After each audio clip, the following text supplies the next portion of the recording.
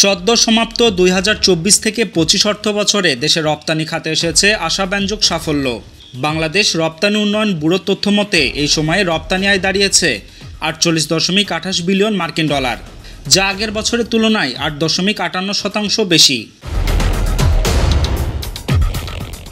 ২০২৩ থেকে ২৪ অর্থবছরে রপ্তানি আয় ছিল ৪৪.৪৬ বিলিয়ন ডলার, অর্থাৎ এক বছরের ব্যবধানে আয় বেড়েছে প্রায় ৩.৮২ বিলিয়ন ডলার। সবচেয়ে বড় অবদান তৈরি পোশাক খাতের। মাত্র এই খাত থেকেই আয় এসেছে ৩৯.৩৪ বিলিয়ন ডলার, প্রবৃদ্ধি ৮.৮৪%। নিটওয়্যার রপ্তানি ৯.৭৩% বেড়ে পৌঁছেছে ২১.১৫ বিলিয়নে, আর ওভেন পোশাকে বেড়েছে ৭.৮২%। আয় ১৮.১৮ বিলিয়ন ডলার।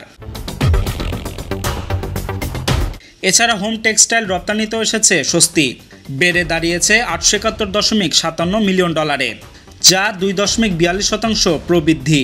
এই প্রবৃদ্ধি রপ্তানি খাতে বাংলাদেশের টেকসই উন্নয়নের প্রত্যাশাকে আরও উজ্জ্বল করে তুলছে। নিউজ ডেস্ক, প্রতিফলন।